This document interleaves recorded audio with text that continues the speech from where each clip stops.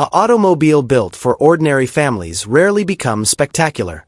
But the Chevrolet Bel Air didn't just disappear into the background of American life. It quietly became one of its most memorable emblems. Produced in the millions and trusted across generations, it transported individuals through some of the most critical times of their lives. And yet, despite that triumph, it progressively faded away. This is the narrative of how it rose, why it declined, and why it still matters more than most people know. When the Bel Air initially emerged in 1950 under Chevrolet, it wasn't introduced as a radical new model. It was essentially a higher trim level, slightly more refined, somewhat more elegant, but still rooted in pragmatism. But here is what made it different. For the first time, a middle-class family could possess an automobile that didn't merely serve a purpose, but also carried a sense of pride. The rationale was connected to the moment in history. America was experiencing a time of progress, stability, and optimism. Families were buying homes, creating routines, and looking for markers of progress. The Bel Air suited perfectly into their world. Picture a peaceful suburban street in the early 1950s. A modest home, a freshly painted fence, and a driveway that finally holds something more than simply a necessity. The Bel Air lies there, reflecting sunlight, not as a luxury object, but as a prize for hard labor. It starts every morning without complaint. It transports groceries, children, and obligations. But on weekends, it becomes something more. It becomes part of family picnics, road trips, and minor breaks from routine. And in those moments, the car stops being just a machine. It becomes part of the family's story. Then came 1955, and while the design attracted people's attention, the actual transformation happened beneath the surface. Chevrolet released its small-block V8 engine, and it quietly revolutionized the driving experience for millions of people. What most people never comprehended was that this wasn't about speed for the sake of thrill. It was about confidence. Roads were shifting. Highways were increasing. People were traveling farther than ever before. The new engine made those journeys smoother, easier, and more reliable. Imagine sitting behind the wheel while the road opens up in front of you. You press the accelerator, and instead of hesitation, there is a smooth, reassuring reaction.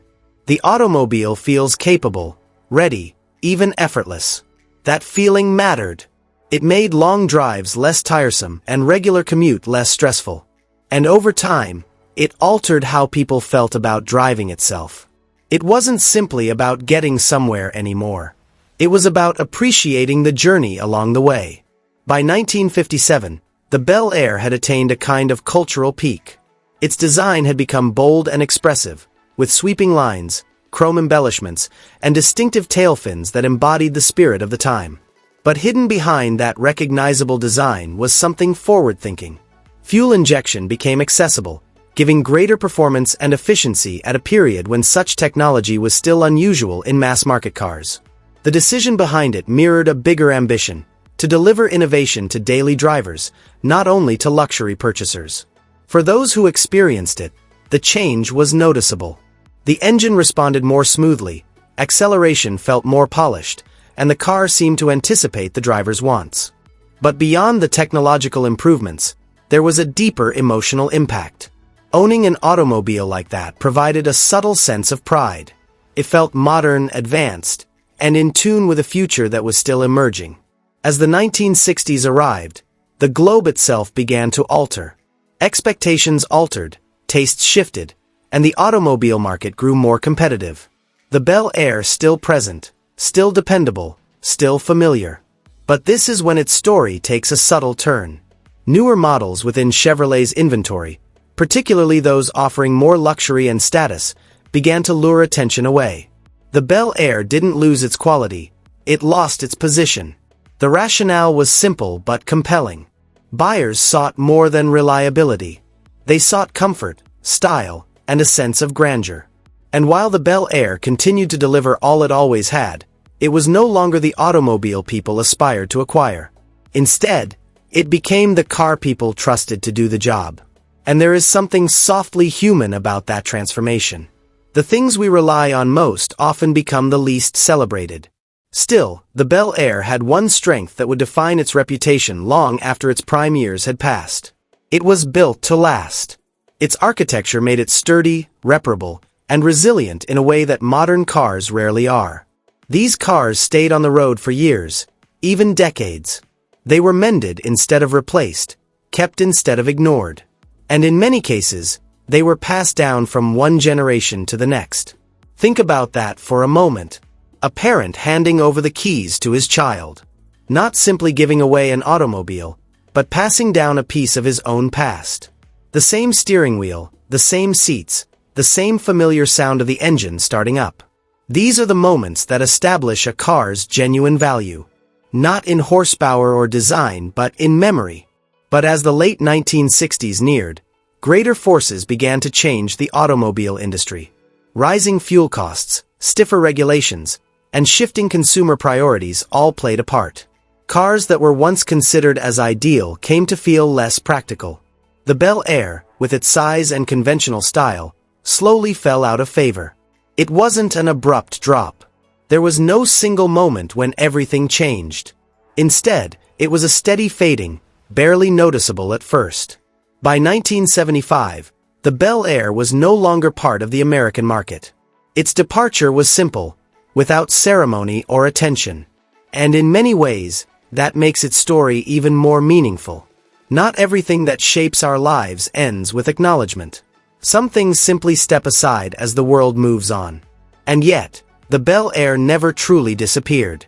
Today, it lives on through restored models, conserved examples, and the memories of those who experienced it directly. You might see one at an automobile show, polished and praised, or hear about one that has been meticulously stored in a garage for decades. And when people see it, something moves. Conversations begin. Stories are shared. Smiles appear without effort. Because what they are really seeing is not simply an automobile. They are viewing a moment in their lives. A remembrance of simpler routines, lengthier talks, and excursions that meant something beyond the goal. Once you comprehend it, the Bel Air's legacy becomes evident. It was never simply about design, or performance, or even popularity. It was about presence. It was there for everyday moments, for milestones, for peaceful routines and amazing recollections. It evolved as the world changed, and when its time passed, it stepped away without demanding attention. And maybe it is what makes it so unique even now.